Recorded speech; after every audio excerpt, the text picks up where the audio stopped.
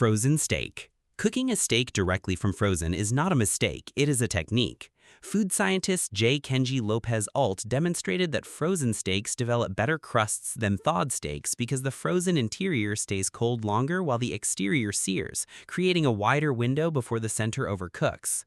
The actual mistake is cooking a partially frozen steak where the exterior is thawed and soft but the center is still ice. The surface temperature drops the pan temperature dramatically, the crust never forms properly and the interior cooks unevenly. Fully frozen works, fully thawed works. The gray zone in between produces the gray steak that ends up in a bin. Sous vide without searing.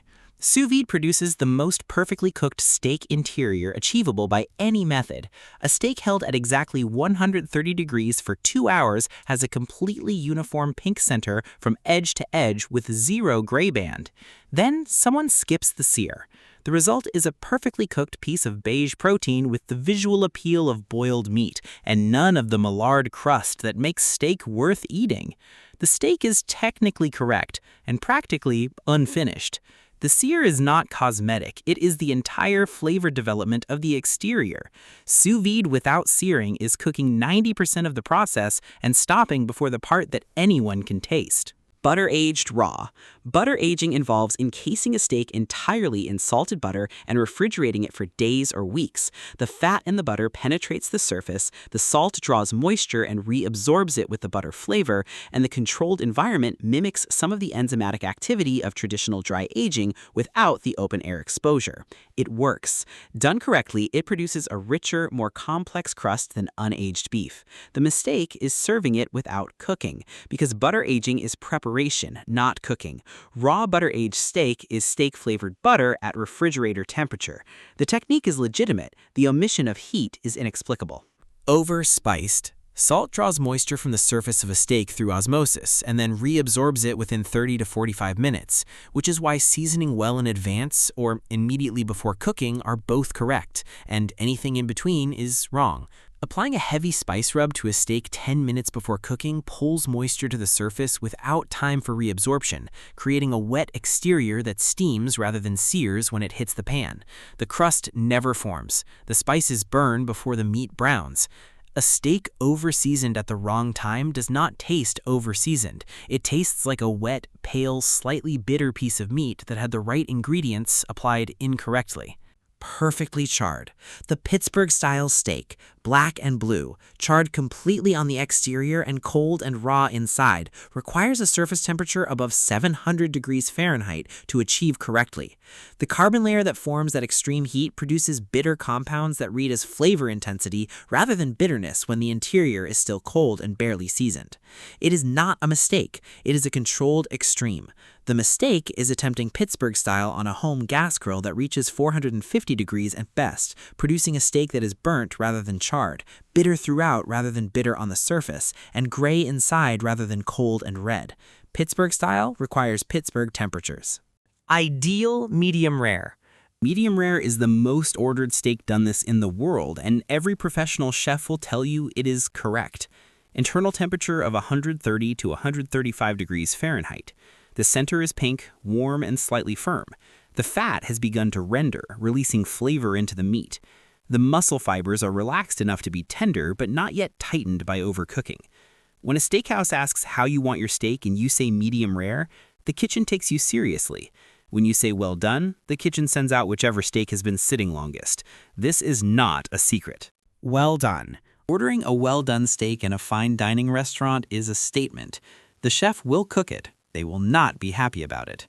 Internal temperature above 160 degrees means all pink is gone. The juices have largely evaporated and the muscle fibers have contracted fully. The result is a drier, firmer piece of meat. Well done became associated with people who distrust undercooked food, which is a reasonable concern with ground beef, but largely unnecessary with whole muscle cuts.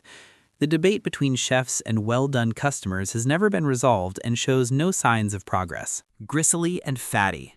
Not all fat is marbling. Marbling is intramuscular fat evenly distributed through the muscle tissue that melts during cooking and bastes the meat from within. Gristly fat is intermuscular fat, seam fat, and connective tissue that does not melt at cooking temperatures, does not contribute flavor, and produces an unpleasant, chewy resistance when bitten.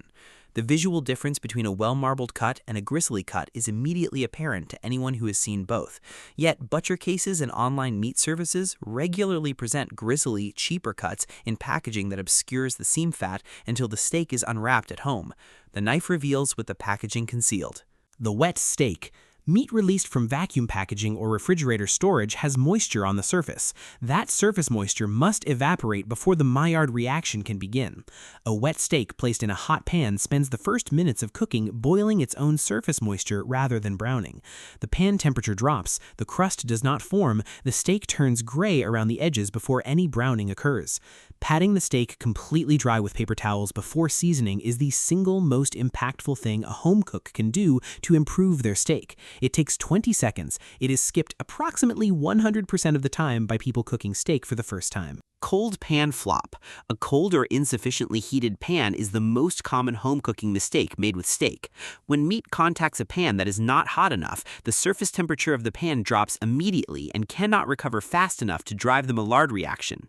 The steak sits in its own released moisture. It steams. It turns gray. The exterior never browns. A pan needs 3 to 5 minutes of preheating on high heat before a steak touches it. Most home cooks heat the pan for 30 to 60 seconds and add the steak when it looks hot rather than when it is hot. A thermometer would show the difference. Most home cooks do not use a thermometer. Dry aged. Dry aging is controlled decomposition. The steak is stored uncovered in a refrigerated environment with precise humidity and airflow for anywhere between 21 and 120 days. Enzymes in the meat break down the muscle fibers, tenderizing the texture. Moisture evaporates, concentrating the flavor. A hard outer crust forms and must be trimmed away before cooking. The trimming means significant weight loss, which is why dry-aged beef costs 2 to 3 times more than fresh beef of the same grade. A 45-day dry-aged ribeye tastes fundamentally different from the same ribeye cooked fresh. The flavor is deeper, nuttier, and more complex. The process is essentially making beef more beef-flavored. WAGYU A5. WAGYU A5 is the highest grade of Japanese beef and the most expensive steak in the world available commercially. The A5 grading requires a beef marbling score of 8 to 12, meaning intramuscular fat is distributed so densely throughout the muscle that the meat appears almost entirely white. A single ounce of A5 Wagyu can cost more than $50. Because the fat content is so extreme, A5 is traditionally served in thin slicers rather than full steaks. Eating an entire American-sized portion would be physically overwhelming. The fat melts at body temperature, which means A5 Wagyu begins dissolving the moment it touches your tongue before you have fully bitten into it. Blue rare. Blue rare steak is cooked for less than 2 minutes total. The outside is seared quickly at extremely high heat. The inside remains completely raw and cold. The internal temperature never exceeds 115 degrees Fahrenheit. It is called blue in France because the raw beef has a faint bluish tint before cooking. French butchers developed this style for customers who wanted maximum flavor from the meat itself without heat altering the protein structure. Most American steakhouses will cook it but won't recommend it. Ordering blue rare in a chain restaurant is a reliable way to make a server visibly uncomfortable. Rare. A rare steak reaches an internal temperature of 125 degrees Fahrenheit. The outside is seared and brown. The inside is red, soft, and warm, but not hot. Most serious steak eaters consider rare the minimum acceptable doneness for a quality cut. The Maillard reaction, the chemical process that creates the brown crust, requires surface temperatures above 280 degrees.